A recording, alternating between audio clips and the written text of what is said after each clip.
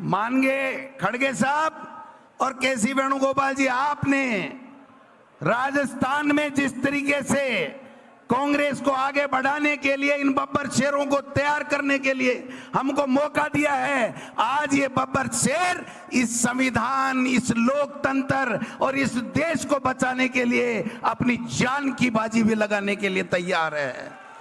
मैं निवेदन करना चाहता हूं इस मौके के ऊपर, आज पहलगांव में जिस प्रकार से जो कायराना हरकत की गई है आतंकियों के द्वारा पाकिस्तान के सह के ऊपर, वो बहुत ही कायरतापूर्ण घटना और उसकी जितनी निंदा की जाए कम है।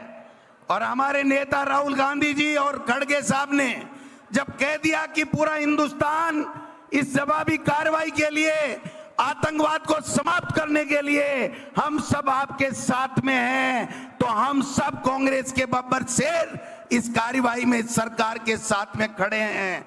लेकिन हम पूछना चाहते हैं, मोदी जी केवल बातें ही होंगी या काम होगा?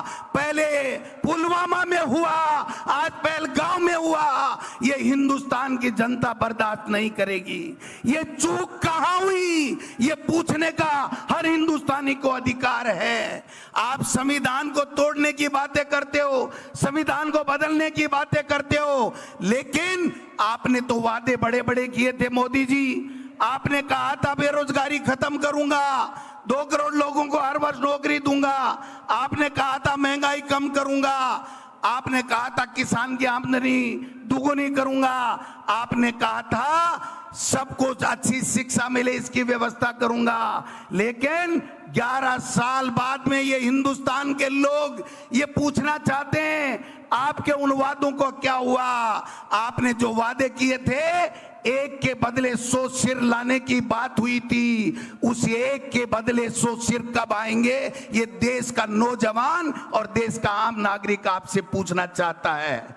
अरे जिस पार्टी का देश का प्रधानमंत्री बने वो अपनी पार्टी की मीटिंग बुला करके अपना नाम नहीं निकलवा सकता। और अब तो हद होगी राजस्थान में खड़गे साहब कि यहां जब मुख्यमंत्री का चयन होना था तो भारतीय जनता पार्टी के बहुमत होने के बावजूद यहां पर उनसे राय मशविरा नहीं लिया गया और केवल दिल्ली से एक पर्ची आई और उस पर्ची ने तो यहां बेड़ा गर्क कर दिया। माननीय खड़गे साहब, बेड़ा गर्क कर दिया। अरे जिस संविधान की तुम शपथ लेकर के मुख्यमंत्री बने, मंत्री बने, उस संविधान को कुचल रहे हो, उस संविधान को तोड़ रहे हो। एक कैबिनेट का मंत्री डॉक्टर किरोड़ी लाल मीना ये कहता है कि हमारे प्रदेश में प्रतिदिन 8 करोड़ रुपए बिशलपुर से बजरी चोरी होती है। अरे अगर संविधान की शपथ लेने वाले मुख्यमंत्री और उनका कैबिनेट का साथी मंत्री अगर राजस्थान में बजरी माफिया हावी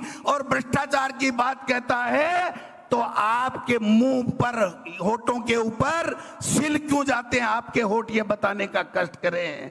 मैं निवेदन करना चाहता हूं आप सबसे कि संविधान में यह लिखा हुआ है कि 5 साल में राजीव गांधी जी हमारे नेता अमर हो गए, उन्होंने 73वां और 74वां संशोधन किया था। आज भी वो संशोधन के तहत 5 साल में पंचायती राज और नगर निकाय के चुनाव होने चाहिए। खड़गे साहब, यहां पर 5 साल से कोई चुनाव नहीं हो रहे हैं, 6 साल हो गए नगर निकाय के चुनाव नहीं हो रहे हैं। मैं पूछना चाहता हूं कि आप संविधान के अनुच्छेद 243E और 243U के तहत 5 साल में नगर निकाय और संविधान के चुनाव होने अनिवार्य हैं, है कि नहीं है? हो रहे हैं क्या? 1 साल से प्रशासक लगा रखे हैं। मैं पूछना चाहता हूं, आप संविधान की बातें कर रहे हो कि आप रैली क्यों कर रहे हो?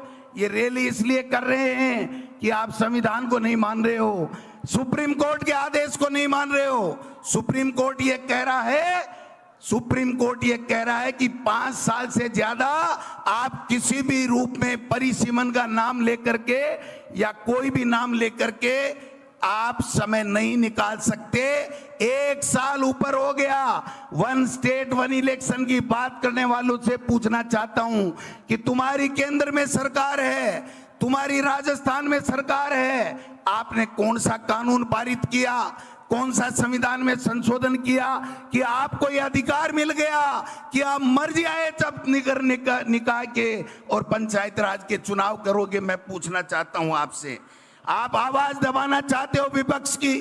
अगर टीकाराम जूली और गोविंद डोटासरा अगर कोटा में जा करके और किसान की आवाज उठाते हैं, लॉ एंड ऑर्डर की आवाज उठाते हैं, तो उन पे मुकदमा होता है। एक मुख्यमंत्री को एक कार्यकर्ता अगर सीकर में काला झंडा दिखा करके कहता है कि जिले और संभाग क्यों खत्म कर दिए, हमको बताओ हमारा गुनाह क्या है, तो उसके ऊपर उसको जेल के सलाखों में उसकी आतंकवादी की तरफ परेड निकाली जाती है। मैं इस मंच से माननीय मुख्यमंत्री जी और सरकार में बैठे हुए लोगों से पूछना चाहता हूं, अरे परेड तो आपको डबल इंजन की सरकार को उस आतंकवादियों की निकाल करके जवाब देना चाहिए, खून का बदला खून से लेना चाहिए, वो आप कर नहीं रहे हो।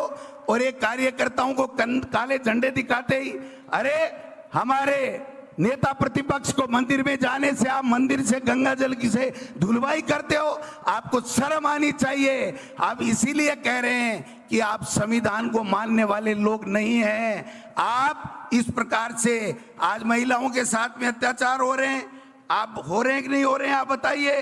तो इसलिए मैं निवेदन करना चाहता हूं, आप खड़गे साहब को सुनेंगे। खड़गे साहब ये आम कार्यकर्ता नहीं है, ये वो कार्यकर्ता, वो बब्बर शेर है जिसने लोकसभा में भारतीय जनता पार्टी के 11 मोर्चे बुलाए हैं। बुलाए कि नहीं बुलाए बताओ आपने? ये 11 सीट इंडिया गठबंधन को देने वाला वो कार्यकर्ता है। ये सारे पदाधिकारी आए हैं। मैं आपसे निवेदन करना चाहता हूं, आप हमें काम दीजिए। गांव गांव जाएंगे, ढाणी ढाणी जाएंगे, ब्लॉक में जाएंगे और इस पर्ची को भी बदलेंगे और इस पर्ची के आका को भी बदल करके दिल्ली में हमारा झंडा फहराने का काम करेंगे।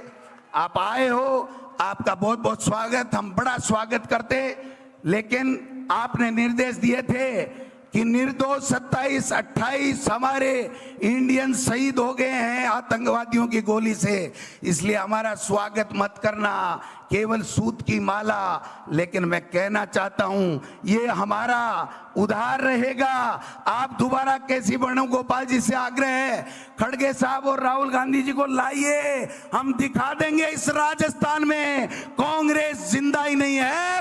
कांग्रेस इनको पछाड़ने में, भाजपा को उखाड़ने में का दम रखती है। आप सब लोग आए हो, आपका बहुत बहुत धन्यवाद।